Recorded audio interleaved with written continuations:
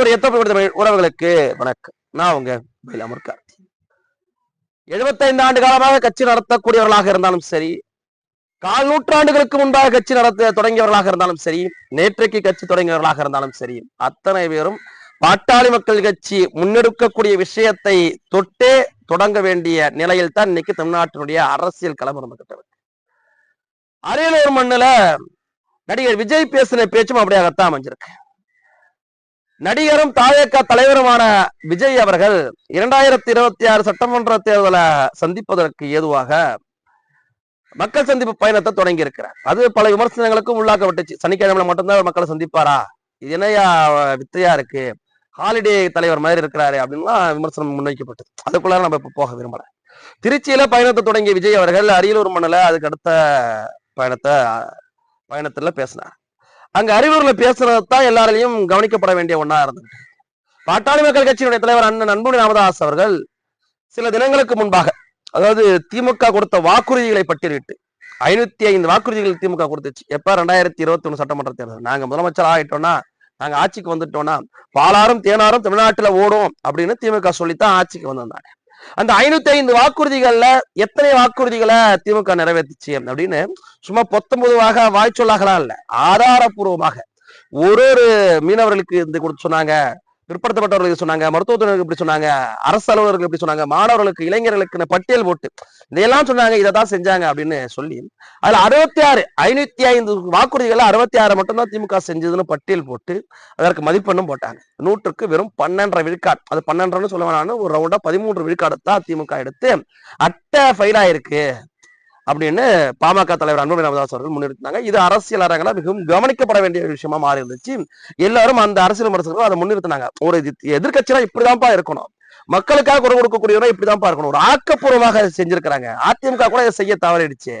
அதாவது பாட்டாளி மக்கள் கட்சி இதை எவ்வளவு அழகா கொண்டு போய் மக்கள்கிட்ட போய் சேர்த்திருக்கிறாங்க அப்படின்னு ஒரு புத்தக வடிவிலையும் பிடிஎஃப் வடிவிலையும் போய் சமூக வலைதளங்கள் முழுக்க அன்னைக்கு ஒரு ட்ரெண்டாவும் இருந்துச்சு. இப்ப இதை தொட்டுத்தான் அனைத்து அரசியல் கட்சிகளுமே பேச வேண்டியது இருக்கு. அதன் அன்புமணி ராமதாஸ் அவர்கள் வெளியிட்ட விடியலைங்க புத்தகம் தான் 2026 தேர்தலுக்கான அனைத்து கட்சிகளுடைய பிரச்சார ஆயுதம்.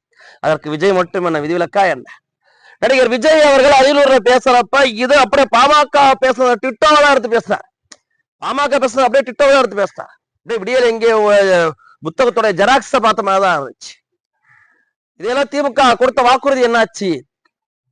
2021 திமுக இதெல்லாம் செய்வோம்னு சொல்லிதானே ஆட்சிக்கு வந்தாங்க, அவர்கள் ஏன் செய்யல அப்படி என்கின்ற பிரச்சாரத்தை தான் விஜய் அவர்கள் முன்வைத்திருந்தாங்க. அப்ப ஒரு ஆழமான அரசியலுக்கான விதைய பாட்டாளி மக்கள் கட்சியினுடைய தலைவர் அன்புமணி ராமதாஸ் அவர்கள் விதைத்திருக்கின்றார் 2026.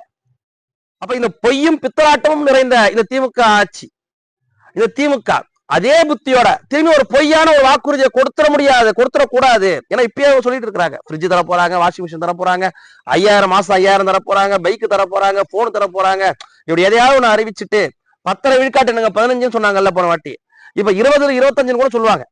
ஏதாவது சொல்ல வாய் தானே சொல்லிட்டு வாக்குறுதியை கொடுத்துட்டு எவன் கேட்க போறான்னு போன மாதிரி இருந்த மாதிரி இருந்துடலான்னு இனிமேட்டு நடக்க முடியாது இல்ல. அதற்கான விதைய அன்புமணி ராமதாஸ் அவர்கள் விதைச்சிருக்கிறாங்க. இப்ப அன்புமணி ராமதாஸ் அவர்கள் கேட்ட கேள்விக்கு பின்னால்தான் இப்ப 4 வருஷமா தூங்கிட்டு இருந்தது. அதிமுக தூங்கிட்டு இருந்துச்சு, விஜய் தூங்கிட்டு இருந்தாரு, சீமான் தூங்கிட்டு இருந்தாரு, யாருமே இந்த விஷயத்தை முன்வைக்கல. பாட்டாளி மக்கள் கட்சி ஒவ்வொரு மாதிரியும் போட்டு சொன்னிச்சு. 1000 ரூபாய் பணம் கொடுக்கறதுக்கு 3 ஆண்டுகள் கழிச்சு தான் கொடுத்தாங்க. அப்ப 3 ஆண்டுகள் நீங்க 1000 ரூபாய் பணம் கொடுக்காம இருக்கிறீங்க. அப்ப ஒரு 36,000 ரூபாய் போல நீங்க இந்த மக்களுக்கு தரல. நீங்க என்ன சொன்னீங்க, ஆட்சிக்கு வந்தோம்னா 1000 ரூபாய் தரானீங்களே, 3 ஆண்டு வருஷம் கழிச்சு தானே கொடுக்குறீங்க, அப்ப 36,000 இந்த மக்களுக்கு தரல தானே என்பது வரைக்கும் புட்டு வச்சது பாட்டாளி மக்கள் கட்சி. இப்ப எவ்வளவு ஒரு ஃபார்வேர்டு அரசியல், ஒரு ஆக்கப்பூர்வமான அரசியல இந்த மண்ணுல பாட்டாளி மக்கள் கட்சி முன்னிறுத்திருப்பாரு. யாராலும் பொய் வாக்குறுதியை கொடுத்து இனிமேட்டு ஏமாற்ற முடியாது என்கின்றத அழுத்தம் திருத்தமாக பாட்டாளி மக்கள் கட்சி முன் வச்சிருக்கு. இன்னைக்கு விஜய் பேசியிருக்கிறாரு, இதையத்தான் அதிமுக பேசியாகும், இதையத்தான் திமுக இருக்கக்கூடிய அத்தனை பேரும் பேசியாகும், வேற வழியே கிடையாது.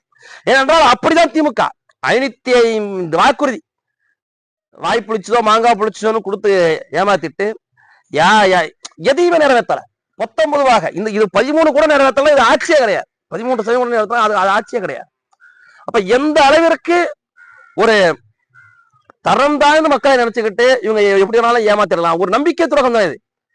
ஒரு வாக்குறுதி கொடுத்து ஏமாத்துவது என்பது ஒரு நம்பிக்கை துரோகம். அப்பட்டமான துரோகம். அதைத்தான் அன்பு ராமதாஸ் அவர்கள் தோல்விச்சிருக்கிறாரு. அதைத்தான் இனிமேல் எந்த அரசியல் தலைவரும் பேசியாகணும். 2026 திமுகவுடைய தோல்விக்கான இரு ஆயுதங்களில் ஒன்று இந்த பொய் வாக்குறுதி, இன்னொன்று சமூக நீதி பிரச்சனை. இந்த இரண்டையுமே இந்த மண்ணில் ஆழ வேரூன்றியது பாட்டாளி மக்கள் கட்சி. பாட்டாளி மக்கள் கட்சி முன்னத்தி ஏறாக முன் சென்று திமுகவை அழிக்கும்